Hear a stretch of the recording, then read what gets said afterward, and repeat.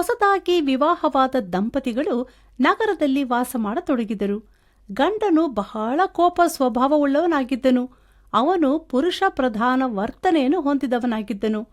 ತನ್ನ ಹೆಂಡತಿ ಆತನ ಎಲ್ಲ ಕೆಲಸಗಳನ್ನು ಮಾಡಲು ಇರುವಳು ಎಂಬುದು ಅವನ ನಂಬಿಕೆಯಾಗಿತ್ತು. ಅದನ್ನು ಮಾಡು, ಇದನ್ನು ಮಾಡು ಎಂತೂ ಬಹಳ ಹಿಂಸೆ ಕೊಡುತ್ತಿದ್ದನು.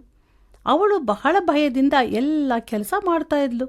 ಬೆಳಗ್ಗೆ ಕಾಫಿ ಕೊಡುವುದರಿಂದ ಹಿಡಿದು ರಾತ್ರಿ ಹಾಸಿಗೆ ಸರಿ ಮಾಡುವವರೆಗೆ ಎಲ್ಲ ಕೆಲಸದ ಒಂದು ಪಟ್ಟಿಯನ್ನು ಅವನು ಆಕೆಗೆ ನೀಡಿದ್ದನು.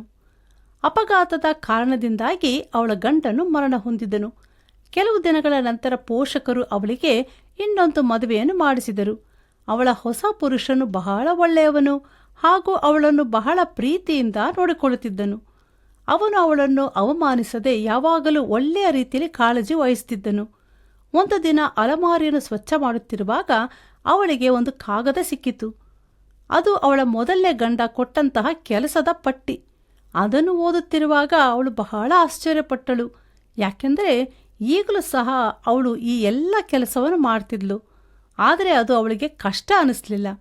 ಯಾಕೆಂದರೆ ಅವಳು ಅದನ್ನು ಪ್ರೀತಿ ಹಾಗೂ ಸಮಾಧಾನದಿಂದ ಮಾಡ್ತಿದ್ಲು. ಮೊದಲು ಅದೇ ಕೆಲಸವನ್ನು ಅವಳು ಭಯ ಹಾಗೂ ಉದ್ವೇಗದಿಂದ ಮಾಡ್ತಾ ಇದ್ಲು.